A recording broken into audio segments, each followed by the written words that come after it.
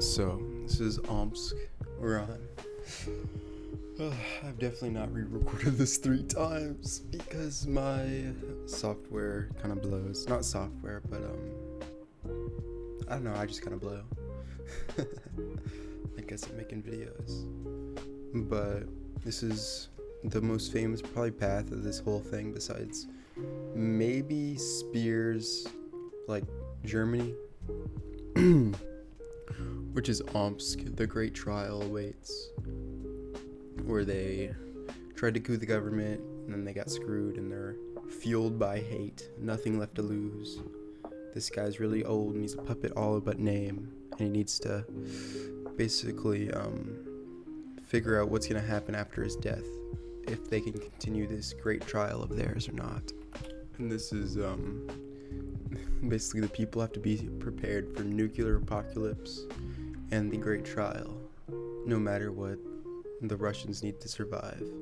The concept of civilian will be wiped out, which is just very hardcore. Damn, that's loud. I really need to turn down that volume. My bad. But yeah, they just need to chill for a little bit, I think, maybe. Not be so crazy. But I guess there's not really... when you're fueled by hate. Slaughtered the families, shattered union. Yeah, I think this guy, he escaped a camp or something. And obviously the Luftwaffe terror bombing. But we will continue for the route. Future perfect. Fragmentary text. Site 119. Kosvinsky Carmen. Substructures. Rediscovered by the Northern Expedition 31 of the city's Ministry of Antiquities. Approximate date 0 AC. We were the generation that time forgot, born in the ashes of our fathers. To their comrades we marched. We were young and without choice, led towards the deathless warriors, taking the field to settle their accounts, shot with the starting gun. A blinding light in the sky collapsed beneath the weight of our sins. Our heroes unmasked as tricks of the light. So go tell our Spartans, slumber in their steely graves, that we, obedient to their laws, here lie, nameless of cadre, 130756. Not even the gods fight against necessity. Ooh. I wonder what. So is it like AC? I'm trying to think what that is. Because it's not AD. It's not after Christ, or after death. I mean, or adumum debendum, however you say it. Preparing for the end. It was one thing, thought the old general, to dread the failure of your greatest aspirations, to know the quiet burning of doubt in your gut. But it was another, to look at the twisted remnants of your dreams in the eye every day, to be constantly greeted by people tripping over each other, to obsequiously praise the vision and beauty of your own worst nightmare. General Dmitry Mikhailovich Karbyshev Glamarov of the Black League had clung to life on this earth for 82 years now. He had certainly seen worse. He'd lost his friends to frostbite, wolves, and concentration camp guards. On the 3,000-kilometer overland trek back from Nazi captivity in Mososin that had made him a living legend amongst Russians. He was a man who could bear the torture, both physical and emotional, but he could feel what was coming. It was plain for him to see. He saw it in the eyes of every fresh-faced youth, cadre recruit, in every projection of the next 5 years. Industrial production. There it was, simple fact, shining like the sun, in every geopolitical analysis of the coming trial, in every snippet of hopeful speculation on the future. Karbyshev's watch was coming to its end. The thought of death, a final rest from all his earthly toil, did not faze him. But when he looked at the nightmare around him, he felt a panicky, hot-headed sense of urgency. His beloved league had grown corrupt and cruel, ruled by officer cliques and cronyism, while innocence labored away in redemptionary brigades, a painful as it would be, he would try one last time. He had to address his sin, his unfinished work on this cursed planet, before the long night claimed him once more unto the breach. Bruh, I gotta commend the artfully way that the TNO devs, or at least I guess the old TNO devs, they're probably the same people now, but I know a lot of people don't like their stuff in Antarctica, which I don't really mind it. It's very kind of boring, not gonna lie, but it's still not written bad. It's pretty well written, my bad. I just think gameplay wise it's a little lacking, but I hope they didn't ruin this path, because I know they adjusted it, and I've heard some things about it. The Downed Eagle. There was no one to blame but Martin himself. This is what he thought as he and his Me-264 fell out of the sky. He had been careless. He had flown missions over Omsk dozens, if not hundreds of times, which was a feat in and of itself, considering his 264 was older than he was and handled like a brick. But his recklessness had finally caught up with him. All it took was 2 good hits, and the left wing was sheared clean off. The side of the fuselage and the plane started tumbling downward. He could barely hear his own screams over the thunder of anti-aircraft fire. He blacked out before he hit the ground, the wastes of Russia reaching up to claim him. Martin awoke face to face with his co-pilot, Johann. His face was caved in. Martin screamed and sat up. His eyes widened. The Me-264 was a fiery wreck in front of him. Hellish red and white flames licked a tangled spirals of metal. Heat rolled against his skin. Next to him, his crew was laid out on the ground, their corpses mangled from the crash. A small crowd was assembled in front of the wreck, silhouetted against the flames. Some of them turned their heads in his direction. His breath hitched. He scrambled to his feet and tried to run, but the intense pain blossomed in his knees, and he cried out, falling back to the ground. They were coming. Wait, he said, and he turned into his back. 3 of the silhouettes rushed towards him. Their bayonets gleamed with murderous intent. He pulled himself backwards with his arms palming fistfuls of dirt and throwing at them. Wait, stop, please! One of the silhouettes, no, a man in a black uniform, brought his boot down on Martin's face. He heard a crunch and nothing more. Death is occasionally a mercy. Shit, bro, they don't fuck around. I guess, yeah, they're the fucking fueled by hate people, so I doubt they would. Yeah, fuck. So basically, the leader tried to set them down for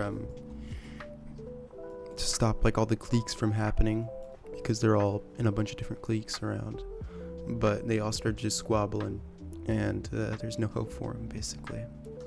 And now I'm gonna remember the oath. Every member of the Black League knows these words of oath by heart. I believe before all else in Russia, one, indivisible and invincible. I believe in my own strength and the strength of my comrades. I reject the lies of the first trial and embrace the Black League as Russia's one and only salvation in the coming trial. When the day of the great trial comes, I will stand shoulder to shoulder with my comrades. I will face the enemy without fear, and I will put my nation before my own life. I will be the sword and shield of Russia, by which justice will be done for the fallen. So a bunch of people flock into Omsk, not really because it's a good place to live, but more just because every other place sucks ass. Oh, it's the American guy that makes travels around place to place. Entry 16, the wonderful city of Omsk. Omsk is perhaps one of the safest and cleanest cities in Russia, as of yet. I'm not one to take sides on politics. Their governance allows extreme order, yet compassion to everyday citizens. Members of the Black League, which is both the leading authority and armed paramilitary force of the nation, offered very generously to safely and courteously show us around. Despite the protests of Zoya, she refers to me as a mudak in private ladder. Amid other chastising, the Black League shows us important cultural sites and insight into how their society works. Let us watch a military drill and took us to a lovely local stew shop run by an old man called Piatre. After this, the Black League hurried us to a local hostel underground, as not to be accosted by the Luftwaffe, nor be out and about in the city late at night. The beds we slept in were sturdy and comfy, and despite the fact we were essentially sleeping in concrete subway tunnels. Oh my goodness, I just keep yapping and then messing up. Everything felt homey and warm. This morning, we were to travel towards the Urals, the way of Tyomen, alongside a military caravan. Zoya tells me it's essentially a glorified raid. While cautious, I severely doubt that the Black League would send a traveler they have just treated this warmly into live combat. Nevertheless, I am departing in a few hours, and will be writing a letter back home to share my story thus far. Strange but safe. That's how I like it. So it's not like, I guess it's not too bad of a place. I was thinking more like a Big Brother type of like totalitarian society type of thing. But I guess it's just more just like an ultra militarized kind of governance with like a lot of overreach, I guess. Ultra nationalist overreach. Maybe like Bulgaria and I guess kind of like Bulgaria, yeah. Just in general in this timeline.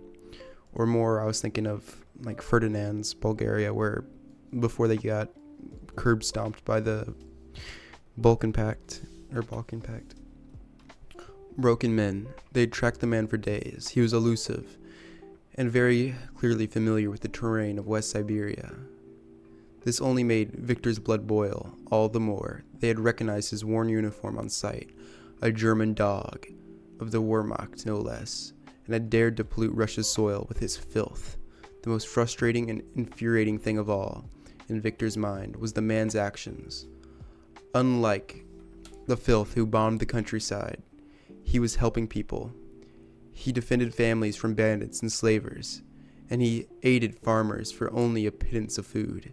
The bastard thought he could be redeemed, but Victor knew that only redemption the pig would have is death. Oh, this must be the Beauregard guy. Victor and his men caught up with the man the next day and immediately began their attack. Despite having the element of surprise, Victor found that the stranger was quickly turning the tables on them. Already 3 of his men were dead, and another 2 were wounded. He was not to give up, however, until the bastard was dead. Victor threw himself at the man, wrestling him to the ground and stabbing at him with his knife. However, before he could gut the pig, he felt a burning in his stomach. Victor looked down at the cold steel embedded in his gunt, and slumped over. Gunt. The German got to his feet and approached him as he bled out into the snow. He reached down and dragged him to a tree. Victor tried to fight back, but he could hardly move. Then the man began tending to his wound, cleaning it and applying bandages. When he finished, he stood and began to walk away. Victor gathered himself enough to force out his words. "This changes nothing, German pig. You deserve death for your crimes. All of you bastards do." I know. He's just a fucking Chad, dude. I've played almost all of this. He's always somewhere. Or he's usually somewhere. I think sometimes I forget to add him, or maybe that was before. I don't really know. But he's in almost every path I've played. Unless I could have just missed the one event. But yeah, he's just always just a good dude. The state of... But yeah, I looked at it, and it was just that they betrayed the motherland. Bandits attack. They came just after sunset, the dry wind carrying their shouts. So I don't really know. I think I just want to... I'd rather not get a stability stab, so I'll just take the PP hit. We'll figure out what did this, who did this, even though I think personally make more sense to barricade it, but I don't want to lose the stability. And also, I don't want to just have a single land fort right on Omsk. No, I'm an idiot. Oh, dang it. It's probably like around here. Even though I feel like I can probably win as Omsk. It has a pretty decent population. It's not as hard as like, what's like a really hard one?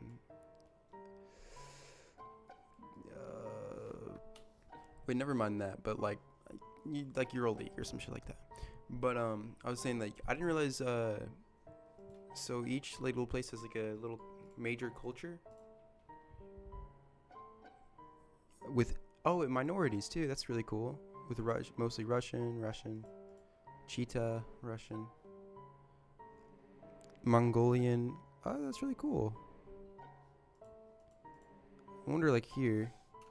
I would say I feel like they would have a lot of Russian, yeah, Dongbei and Russian. Which I feel like they should also add Ukrainian, but at the same time, wait, let me check. Does it have just Ukrainian code? Okay, it does. I don't know. Kazakh. Wait, shit, am I still recording? Oh, I'm blabbing. My bad. The protege. It was early morning in Omsk. Yazov, preceded by a steward, sat down by the training grounds of the League. Out there, in a blur of the distance, the shouts of men and gunfire rang into the air. Today, too, was a day of preparation for the great trial. Near him was an empty chair. Comrade Karbyshev was not here today. Yazov shook his head, brushing his face with a gloved hand. Thoughts of betrayal assailed the protege's mind, only for a slight tremor in the air to banish them. Your coffee, sir? The steward said. Yazov gave him a faint smile. Banish those forms of address, comrade. We are all equal in our duty. Those forms of address. But yes, I will take my coffee for now. The steward gave a little bow, perhaps unused to the notion of equality amongst the ranks of the League, and laid down the cup in front of him. In the chilly morning air, wisps of steam trailed the jet-black liquid. Yazov took it and held it in front of him, staring down at the cold, hard-set eyes reflected in those dark depths, letting the scent immerse himself in the memories of things long gone. He took the rim to his lips and drank. They flooded him in an instant, the rich aroma guiding him through the whirling pool of his mind. He remembered his first taste of coffee from before the fall. Then he came upon a scene of comrades breaking bread in the freezing weather of the winter battlefield. Hearing the firewood crackle, he let an unseen terror gather in his eyes. They're all dead now. Yazov put a cup down, gritting his teeth. He held it for a few moments, pondering whether to finish his drink. Against common sense, he did. He found the fragrance guiding him away from the turmoil of the great patriotic war. Yazov drifted where it led him. Dearest Omsk, dearest homeland. He had sat in the cramped and huddled camps of refugees fleeing west. The blood of the Germans spilled, staining even that place, and the dank and dour smell that surrounded him. At the precipice, the coffee ceased to be. Yazov stared at the bottom of the cup and smirked. Now was not the time to mourn, but the time for revenge, the great trial above all. Under the microscope, Dmitry Timofeyevich, do you ever get the feeling that you're being watched? His mentor's sudden question caught Yazov off guard. Karbyshev words hanging in the lukewarm, stale air of the bunker. Just so you know, like, this is Yazov right here, this guy. And this is Dmitry. Karbyshev's word hanging in the lukewarm, stale air of the bunker. Do you mean that internal security? Yazov began to reply. Not in that sense, Karbyshev added, politely cutting him off. The old man struggled for a moment to find the right words. What I mean is, a sense your actions are consequential in some respect, that we are being examined by those in the future. A sense of destiny, you mean? Yazov replied. I would certainly hope so. We are Russia's destiny. Yazov seemed poised to launch into another round of practice slogans, but stopped short. No, quite the opposite, Karbyshev replied, his eyes growing distant and motionless.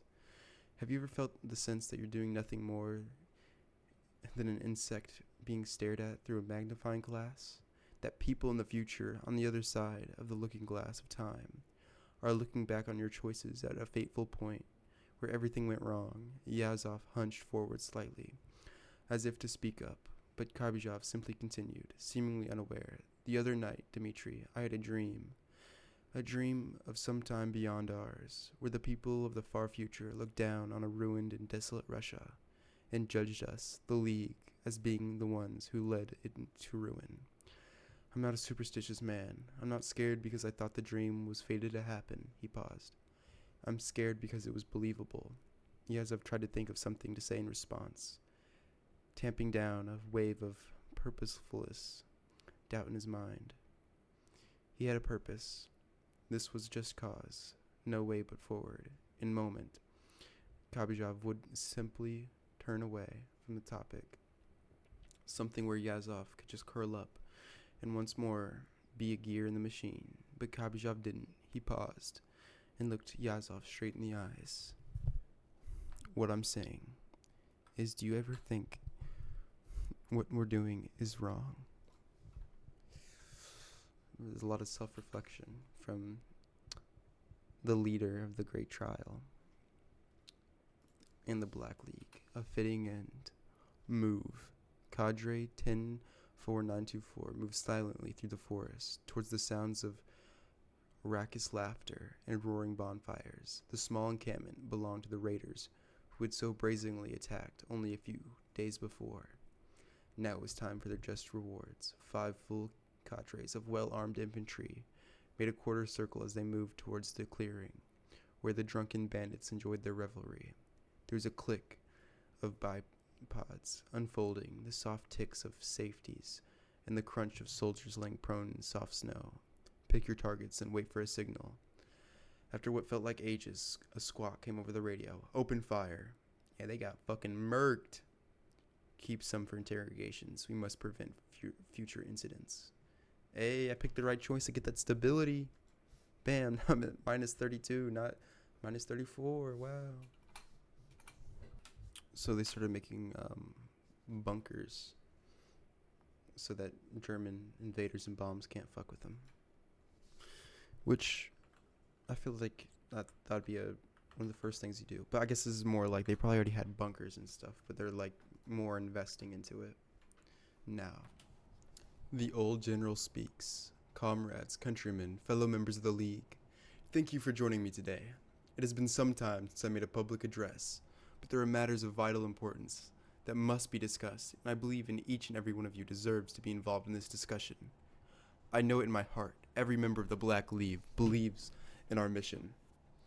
For myself, to the rank and file members of the cadres, all of us want a strong, united Russian nation, and understand the Black League is the best organization to accomplish that goal. But in recent years, we've been consumed by distractions and division, and I fear we have strayed away from our objective. I've been seeing troubling signs of infighting, factionalism, subordinates, and many officers. Yeah, we cannot have factionalism in our Black League. If we need and want to reclaim Russia, it is our purpose. We need to remain loyalty, not to your superiors, but the Black League itself. And there's extensive networks of corruption from highly ranking members of the League. I shall not identify the names, but I believe in offering a chance at redemption. We will stomp out the corruption for the Russian people.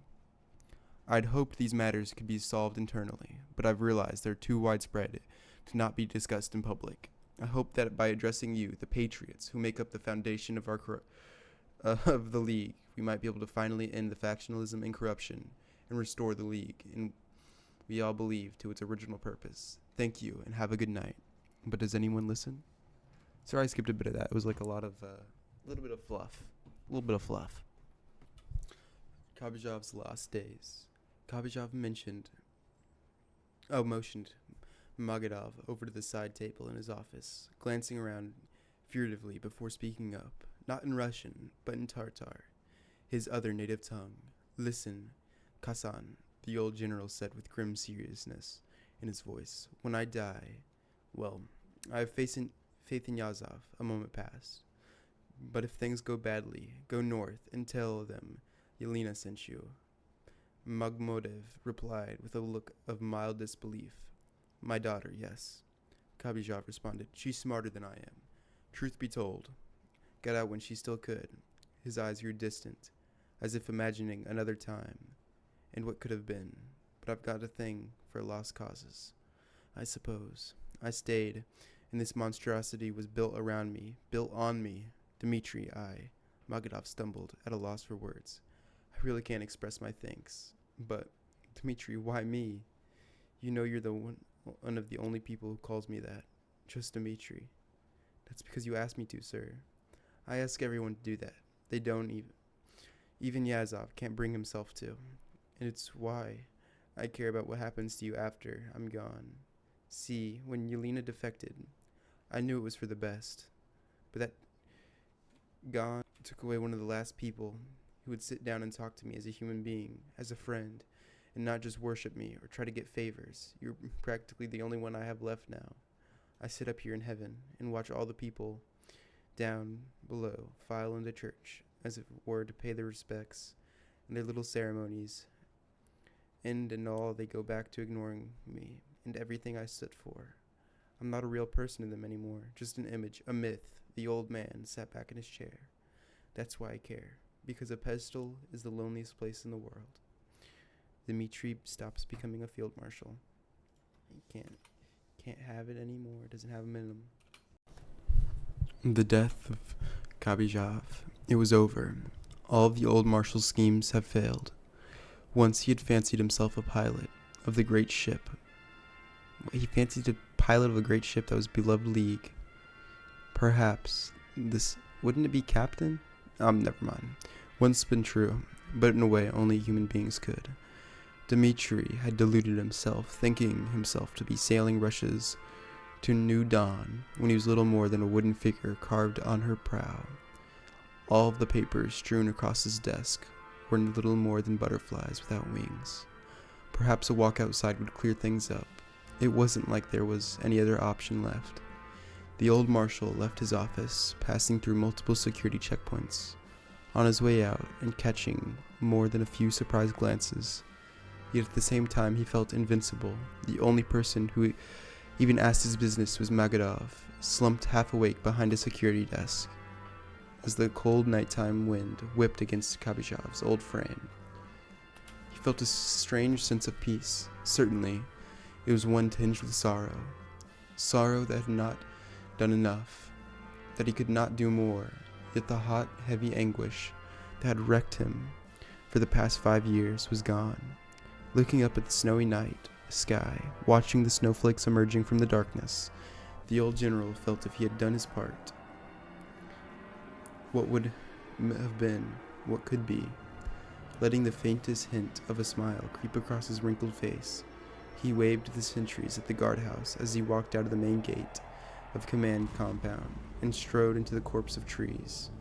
Towards the riverbank, half frozen by the early Siberian winter, the little creek babbled softly at the general's feet.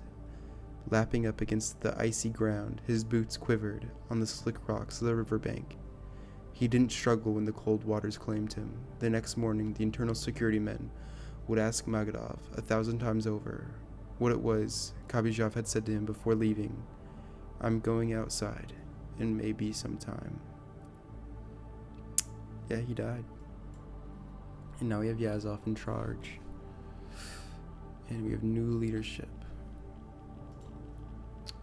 But let's see, what is this guy really about? So this is basically, he was born after all the shit that happened with the Great War and all that. Or the not Great Patriot, the Lenin with the Tsar and all that. And the really only thing he knows was the Great Patriotic War and the failures of the 50s. And he's basically will stop at nothing to achieve his goal of revenge against the German menace.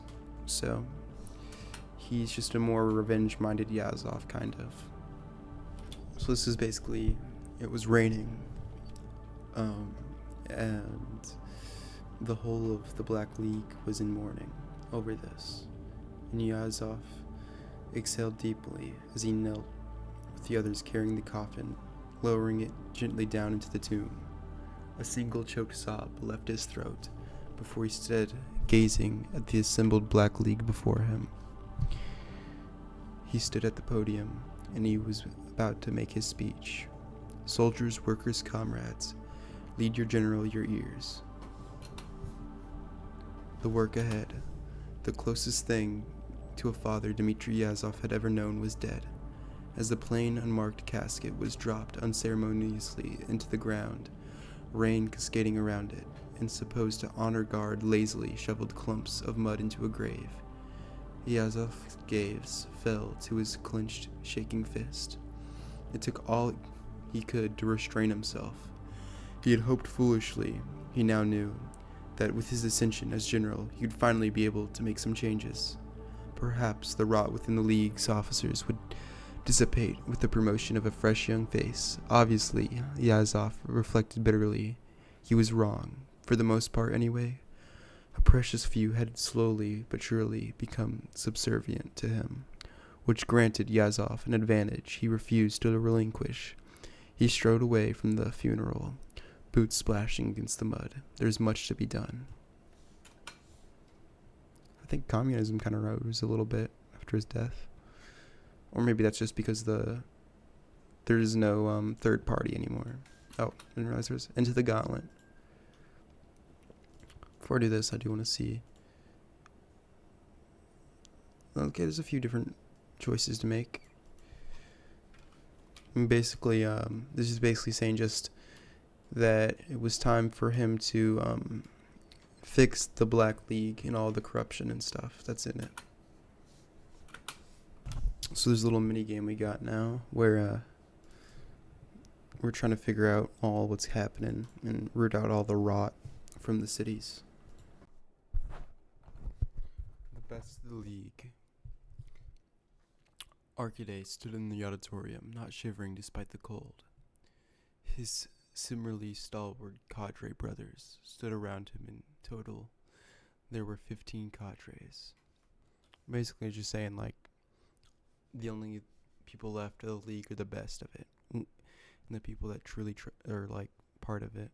One indivisible and invincible. The Black Hand. Sunday, May 6th, Lev Ferdov, an outspoken critic of the Black League's leadership, fails to return to his barracks. Oh yeah, he got fucking probably murdered. Yep, his death.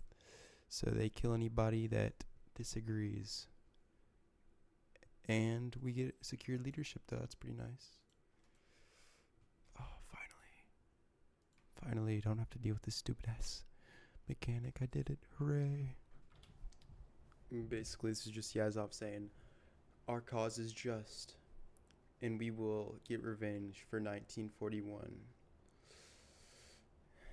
We will rule Russia, and we are the Black League, and the sole salvation of the nation. Cry havoc and let slip the dogs of war. Yeah, will you unite Russia? We're their sole liberators. Bleh. A New Hope. Yazov looked out at the little patch of forest near his quarters. How long has been tormented by the black bombers with Luftwaffe crosses, doing damage only to the soil. It was nearly stripped bare of branches and leaves, the evergreen trees, barely green anymore, but they had endured, and now it had been quiet in the sky for 3 days straight.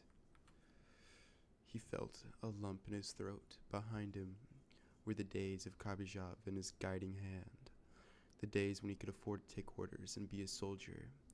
He would have to lead now. The fate of Russia and the nation is all on his shoulders. The League trusted him. Was he really ready? All of Russia was against them.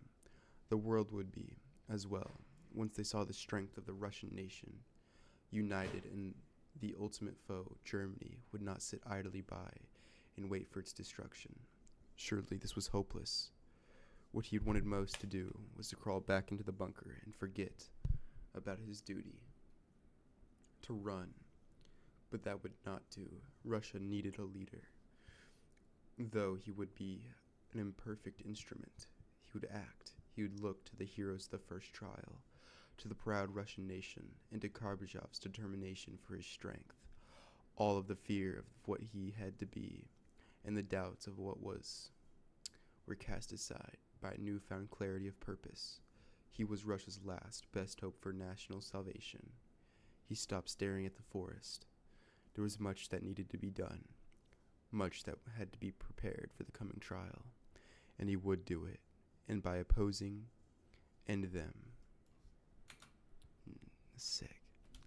To understand the evil, Yelena walked home, her head down, discomfort and anger twisted around her gut. They had learned about the first trial in school that day, about what the Teutons had done to the Russians. Some of the children cried, others remained silent and numb, but all felt the same ripples of disgust and outrage. The projector had shown them pictures of piles of Russian dead, the smashed remains of villages, and hurt and starving men and women marched to their deaths. Burned into Yelena's mind were the long, lingering images of the dead children. The little bodies were around Yelena's age, far too young to understand war, but the Teutons had come for them, all the same. They were naked, starved little skeletons, huddled together in pits. Gloating Germans stood above them, like hunters posing for their kills. An old soldier from the first trial had come in to speak, telling them in a creaking voice how the Germans had forced everyone in his village into the forest before shooting them. He had only survived by pretending to be dead and hiding under the corpse of his mother. Yelena had raised her hand and asked what they could do to stop it from happening again. The teacher had seemed to brighten, explaining that punishing the Germans so harshly that they would never dream of hurting the Russians again was the answer. Every German, the teacher had said, knew about what the army was doing and approved of it. Therefore, every German would be punished like the Teuton soldiers. So Yelena and her classmates agreed. They were evil, all of them, and if Russians didn't kill them first, they would come back to destroy Russia for good.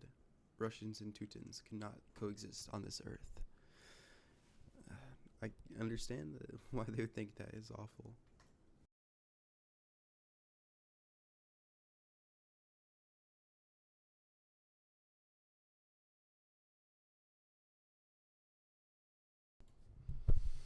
New prospects. All I'm saying is I liked things better when we spent all day chopping down trees, and all the new arrivals were washed up politicians and bureaucrats that pissed off the wrong person. These new guys look like criminals. You're telling me you would have preferred to spend the rest of your life toiling away in prison camps, not having a chance to work your way out of here? Hey, back in the prison camps wasn't really a real chance. We were gonna die.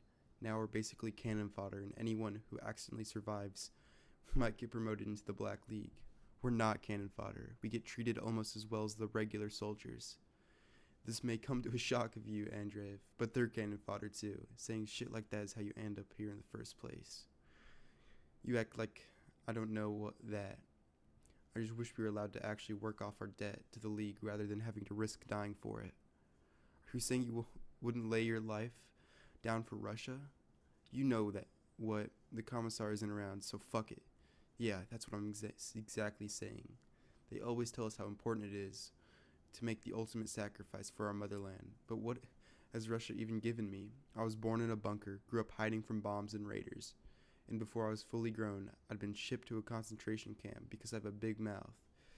You haven't lost it. As well, I'm aware of that, Andreev. Well, I just want redemption. And now the service brigades actually offer that. And I just don't want to die.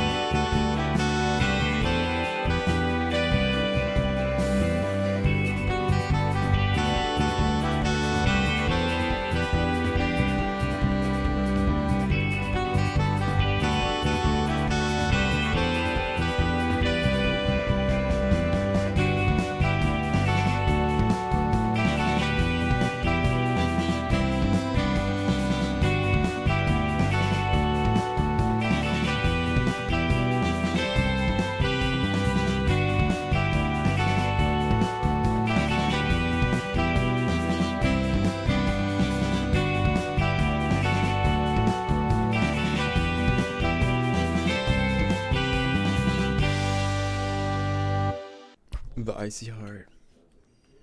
General Vladimir Vorzobov was frozen. His eyes, his tongue, his teeth, his skin, his testicles, his heart. All of it was stiff and cold, lifeless. Oh, okay, this is just saying, like, no weakness in the League. Escape from Ugrusk. Roman started at the bottom of the bunk. Above him, the shiv in his hand refused to let him sleep. The two guards paced up and down on the row of bunks, their boots clacking on the wood floor. All the pieces were in place. The game ended tonight. He would either die or they would... His heart thumped in anticipation. Okay, so basically, he tried to escape the League and he got fucking murdered for it. A triumphant League. Not so long ago, Comrade Kabrajev's dream seemed an aspiration Yazov could never fulfill. In the wake of the old general's death, fate itself had conspired against the successor. A conspiracy of traitors sought to usurp him. Bolsheviks, merchants, and criminals defied his mandate. Partisans still plagued the rightful government, but none of these things were a hindrance to the determined. In Yazov, the Black League had its Menelaus, a relentless pursuer of vengeance, possessed of an iron will, and willing to pay any price for the salvation of which he loved the most. However, Yazov knew in his heart that his mission to fulfill the sacred destiny of Russia would never get easier. There were always another false claimant to the epithet of the legitimate government. It was in the nature of the League to never be understood by lesser men. Even come to the great trial, Russia would still be crawling with turncoats and faint-hearted pacifists who refused to see the purity and valor of his hate. There was only one answer, an iron boot, perpetually grinding them into dirt while its wearer conducted a symphony of war. For today, Yazov and his triumph, but tomorrow would come the days of blood. No matter how many gallons had to be spilled, Russia would pay the price for its future. It will end someday. West Russian Provisional Authority. Also, yeah, I had to fucking, what was I gonna say? I had to redo a lot of this, not the voiceovers, but replay it. I did use some cheats to get back to where I was at, though, because I did not want to wait that whole time. It just seemed like a waste of time, and it would have been, really would have been. So there's another insurgency rebellion by a communist named Bazov, or Boris Fedov, I think. But yeah, the first trial Soviet generals are opposing us. We must act quickly to ensure the death of those who betrayed us. Which I'm guessing is probably in the decisions. Yep. Oh shit, this is actually... Oh fuck, that is pretty cool. I wonder, do I start here? Or do I like start with the bigger ones? Oh shit. So the daughter of the old general, basically is siding with the insurrectionists of Boris. Or no, Badov. No, not Boris. Yeah. Her father never lived to witness her disgrace, thankfully. So basically this is just, oh shit. I think my DAC fell on the floor. Well, should be fine still. But basically they're sharing the wealth. Like, people are just taking shit and spreading it across. Great trial above all. Dmitri had found a tattered old page guttered in a small town. It transfixed him for some reason. The confident face of a soldier skewering the wicked German on his bayonet. It was a feeling of power and purpose. He wanted to be a soldier, the big man of the house, the one who would save his family and his people. He did not know where his family was at the moment, and he only got by on scraps of bread or anything he could steal. But this poster promised him something more. The great trial, all must serve. All meant him. It meant that what he wanted is what he needed by his nation to fight for the right. He wanted to be a part of a new family. How desperately did he want to join the League officially, be assigned onto one of the wonderful cadres, a brotherhood of steel, ready to fight for their nation and die if necessary. He resolved to get the next official that came by to get him official membership. Until then, the poster would hang in the corner in the back alley behind the workshop. He would sit and look up at every day. The soldier, his prey, the soldier, his helmet, the soldier, his rifle. He began to pray, so as he had been taught. Very briefly, he prayed for what he wanted, to be a soldier in the great trial. All must serve. No draft exemptions. Operation Nightfall. Nikolay peered at the compound through his sniper scope. The gray tenement, blah blah blah blah blah blah blah. Sorry. A faint explosion boomed through the air, its reverberance barely halting before a whistling sounded. Then an earth-shattering boom. The Black League troops, dressed in camouflage, took this as their signal. In waves and waves, they advanced against the gray tomb. As machine guns turned their lament gaze into perforate their bodies with lead. More mortar shells, more troops, more guns, until the rapid gunfire halted, replaced with sporadic, pathetic pops. He let loose a bullet that would nail Badov in the shoulder. 3 Black League troops followed him, but he pulled his trusty Tarkov and shot and shot and shot. It all happened too quickly for Nikolai to follow, but when he was set to finish, the marshal he halted. He saw Batov crawl over the concrete pavement, a single hand scaling a gravityless cliff, blood trailing behind him. Soon he would stop, and his head would sag. He was dead. A worthy enemy's end. Utterly abandoned. Oh, what? That was sick. I didn't even know that was a thing that he did. But we're still doing for the good of Russia. And got all this stuff to do. The Daughter's End. Yelena Karbizhev was not a woman of weak convictions. Daughter of the legendary Black League leader, Dmitry... What the fuck? Oh, sorry. I gotta go. Karbizhev.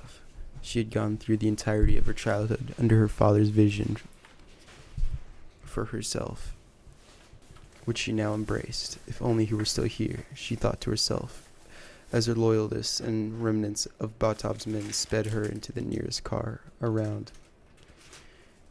Bound for West Russia, perhaps they could not be in too much trouble. She remembered how the final days, her mind addled with disappointment, and body inhibited by a cold, mysterious sickness. Yelena left him not long after. Yep. The Black League had betrayed her father's beliefs. She did not want to rule, nor take power. She only saw that what love had powered. Now only hate ruled. Seated at the back of the car, she saw buildings and tenements of small town and vowed to return. Then her chauffeur turned the engines of the car on and pressed the gas pedal. The car did not roar alive, instead only a click and ticking. She was consumed by the flames and inferno. Yet another enemy of the state eliminated. Deficient state apparatus. Bam. Finally did it. Shit. I'm surprised. Oof. But, basically, he's just saying that he feels bad for what he had to do, but it was for the country and for the general's dream. His superior's dream. Or not his superior, but his old superior. And basically, this is showing that in every aspect of the League schooling, they kind of brainwash the people to trust the League, and the great trial is the most important thing. The Icy Heart. General Vladimir Vorzobov was frozen. His eyes, his tongue, his teeth, his skin, his testicles, his heart. All of it was stiff and cold, lifeless. Oh, okay, this is just saying, like, no weakness in the League. escaped from Ugrusk. Roman started at the bottom of the bunk. Above him, the shiv in his hand refused to let him sleep. The 2 guards paced up and down the row of bunks, their boots clacking on the wood floor. All the pieces were in place. The game ended tonight. He would either die or they would... His heart thumped in anticipation. Okay, so basically, he tried to escape the League, and he got fucking murdered for it. A triumphant League. Not so long ago, Comrade Kabrashev's dream seemed an aspiration Yazov could never fulfill. In the wake of the old general's death, fate itself had conspired against the successor. A conspiracy of traitors sought to usurp him. Bolsheviks, merchants, and criminals defied his mandate. Partisans still plagued the rightful government, but none of these things were a hindrance to the determined. In Yazov, the Black League had its Menelaus, a relentless pursuer of vengeance, possessed of an iron will, and willing to pay any price for the salvation of which he loved the most. However, Yazov knew in his heart that his mission to fulfill the sacred destiny of Russia would never get easier. There was always another false claimant to the epithet of the legitimate government. It was in the nature of the League to never be understood by lesser men. Even come to the great trial, Russia would still be crawling with turncoats and faint-hearted pacifists who refused to see the purity and valor of his hate. There was only one answer, an iron boot, perpetually grinding them into dirt while its wearer conducted a symphony of war. For today, Yazov and his triumph, but tomorrow would come the days of blood. No matter how many gallons had to be spilled, Russia would pay the price for its future. It will end someday. West Russian Provisional Authority. Also, yeah, I had to fucking, what was I gonna say? I had to redo a lot of this, not the voiceovers, but replay it. I did use some cheats to get back to where I was at, though, because I did not want to wait that whole time. It just seemed like a waste of time, and it would have been, really would have been. So there's another insurgency rebellion by a communist named Bazov, or Boris Fedov, I think. But yeah, the first trial Soviet generals are opposing us. We must act quickly to ensure the death of those who betrayed us. Which I'm guessing is probably in the decisions. Yep. Oh shit, this is actually... Oh fuck, that is pretty cool. I wonder, do I start here? Or do I, like, start with the bigger ones? Oh shit. So the daughter of the old general, basically is siding with the insurrectionists of Boris. Or no, Badov. No, not Boris. Yeah. Her father never lived to witness her disgrace, thankfully. So basically this is just, oh shit. I think my DAC fell on the floor. Well, should be fine still. But basically they're sharing the wealth. Like, people are just taking shit and spreading it across. Great trial above all. Dmitri had found tattered old page guttered in a small town. It transfixed him for some reason. The confident face of a soldier skewering the wicked German on his bayonet. It was a feeling of power and purpose. He wanted to be a soldier, the big man of the house, the one who would save his family and his people. He did not know where his family was at the moment, and he only got by on scraps of bread or anything he could steal.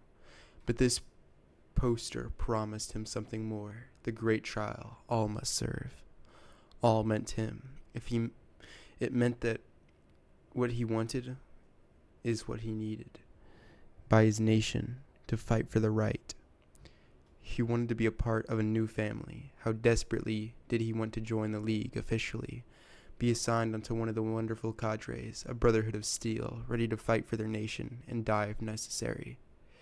He resolved to get the next official that came by to get him official membership. Until then, the poster would hang in the corner in the back alley behind the workshop. He would sit and look up at every day. The soldier, his prey, the soldier, his helmet, the soldier, his rifle. He began to pray, so as he had been taught. Very briefly, he prayed for what he wanted, to be a soldier in the great trial all must serve. No draft exemptions. Operation Nightfall. Nikolay peered at the compound through his sniper scope. The gray tenement, blah blah blah blah blah blah blah. Sorry. A faint explosion boomed through the air, its reverberance barely halting before a whistling sounded. Then an earth-shattering boom. The Black League troops, dressed in camouflage, took this as their signal. In waves and waves, they advanced against the gray tomb. As machine guns turned their lament gaze into perforate their bodies with lead. More mortar shells, more troops, more guns, until the rapid gunfire halted, replaced with sporadic, pathetic pops. He let loose a bullet that would nail Badov in the shoulder. 3 Black League's troops followed him, but he pulled his trusty Tarkov and shot and shot and shot. It all happened too quickly for Nikolai to follow, but when he was set to finish the marshal he halted. He saw Batov crawl over the concrete pavement, a single hand scaling a gravityless cliff, blood trailing behind him. Soon he would stop, and his head would sag. He was dead. A worthy enemy's end. Utterly abandoned. Oh, what? That was sick. I didn't even know that was a thing that they did. Pop. But we're still doing for the good of Russia, and got all this stuff to do. The Daughter's End. Yelena Karbyshev was not a woman of weak convictions. Daughter of the legendary Black League leader, Dmitry... What the fuck? Oh, sorry. I gotta go. Karbyshev. She had gone through the entirety of her childhood under her father's vision for herself, which she now embraced. If only he were still here, she thought to herself, as her loyalists and remnants of Batov's men sped her into the nearest car around. Bound for West Russia, perhaps they could not be in too much trouble. She remembered how the final days, her mind addled with disappointment, and body inhibited by a cold, mysterious sickness. Yelena left him not long after. The Black League had betrayed her father's beliefs. She did not want to rule, nor take power. She only saw what love had powered. Now only hate ruled. Seated at the back of the car, she saw buildings and tenements of a small town, and vowed to return. Then her chauffeur turned the engines of the car on and pressed the gas pedal. The car did not roar alive. Instead, only a click and ticking. She was consumed by the flames and inferno. Yet another enemy of the state eliminated. Deficient state apparatus. Bam. Finally did it. Shit. I'm surprised. Oof. But, basically, he's just saying that he feels bad for what he had to do, but it was for the country and for the general's dream. His superior's dream. Or not his superior, but his old superior. Basically, this is showing that in every aspect of the League schooling, they kind of brainwash the people to trust the League and the great trial is the most important thing. A hateful heart. "Who are we, brothers?" roared the man at the column's head. "We are the Black League. We are Russia," they replied. "What is our purpose? To kill the German. How far will we go? Even to our dying breath." Loudest of all was Pavel, his voice bearing a harsh edge born of hate. Hate was what fueled him, what gave him purpose. It had become him, transformed him into a raging inferno, when the foul German bandits of Omsk took his village and burned it to ash. For years he had wandered, living off the land sustained by the motherland's gifts. The day the Black League had found him, scrounging for food amongst the dead, was the day that had made him who he is today. The League had taken him in, honed the uncontrollable fire in his soul into a searing blade of vengeance. Someday, when the League took the fight to Germany, he would be unleashed. When a German boy had suffered as he had, seen his mother defiled, his siblings butchered like swine, his home reduced to cinders, only then would justice be done. Kill, kill, and only kill.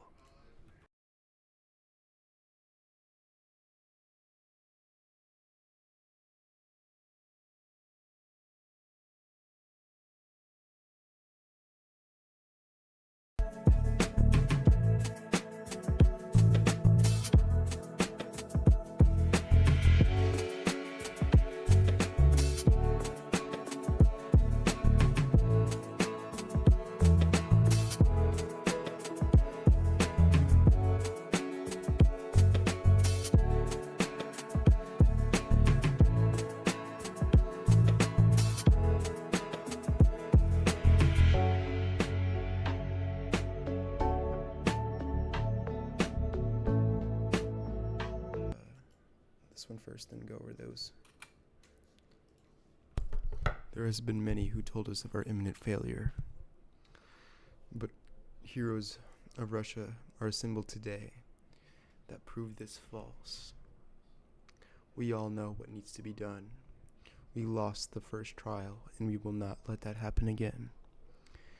The Russian people are a bottomless resource of strength. We'll construct a new Russia on the ashes of the old and do whatever is necessary to ensure it survives forevermore. At stake everything you know and the survival of every man, woman, and child in Russia. For if we are to fail and let the German reconquer that what he wills, or let the weaklings around us take power, the world will never make the same mistake of letting the Russian people reunite. But we will not fail for that. Russia depends on your courage and skill. He relaxed and wound down. His hand unclenched, he stood straight and spoke softly. Know that each one of you pushes the day that we all see Russia freed from its chains. Long live the reclamation government and the justice that it will bring. With one voice the answer came, long live the I almost said Russian reclamation government, which is it's Russian National Reclamation Government. And bro, this feels so bad, bro. The weapons of national defense. Or not national defense, my bad. National vengeance. Classified top secret. To truly understand the task before us is to stare down death and defeat his shadow. The Germans will use every weapon imaginable against us.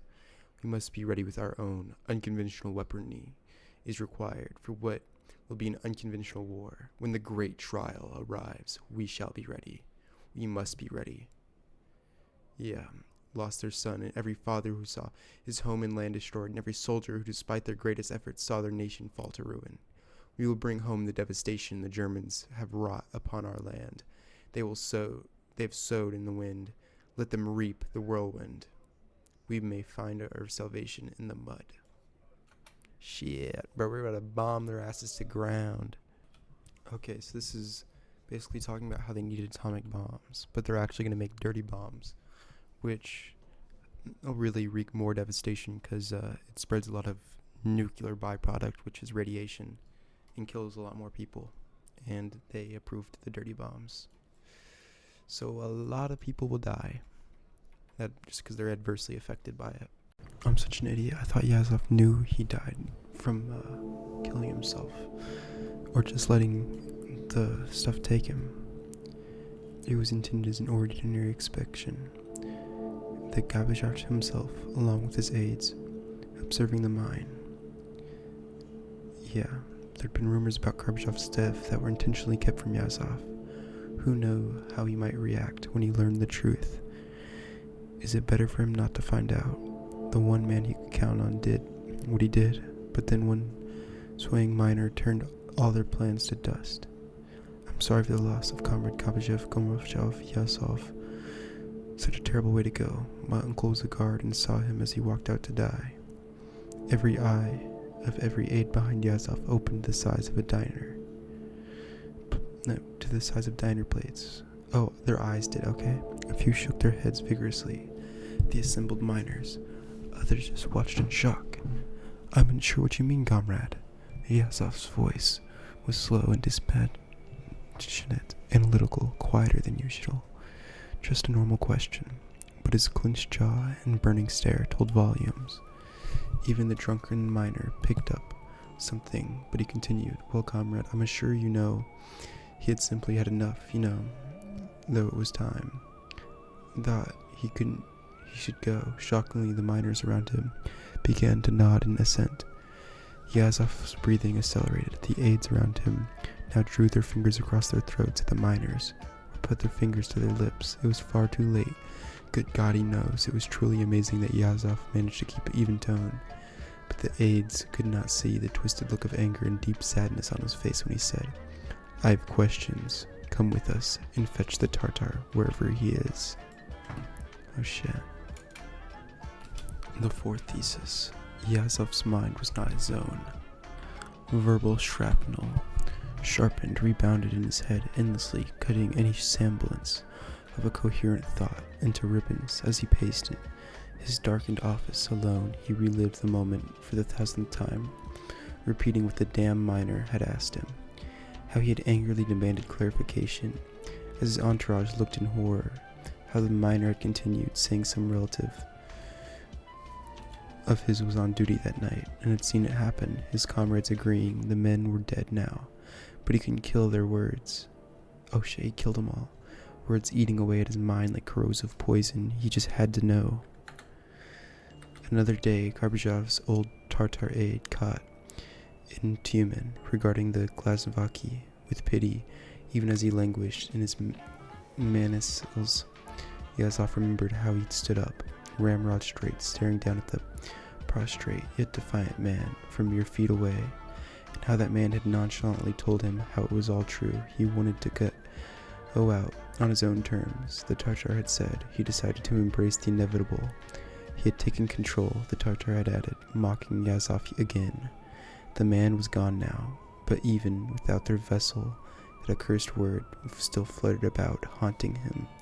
Confidence was now draining away, being replaced by a growing shame that he was letting this hound at him at all. The great trial awaited. He told himself he had greater things to deal with, a greater mark to leave on history, the inevitable. Yazov's mind crystallized into absolute clarity. The conclusion was simple, the logic plain.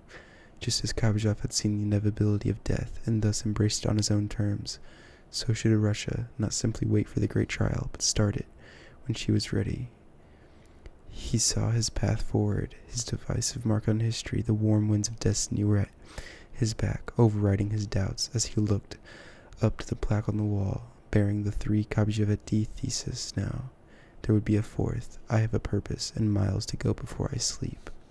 Oh shit. Yeah, he's gonna do something fucking insane. So, now we're finally constructing, nuclear bunkers, so no matter what, even if they go into nuclear winter, they'll survive, and Russia's future will survive.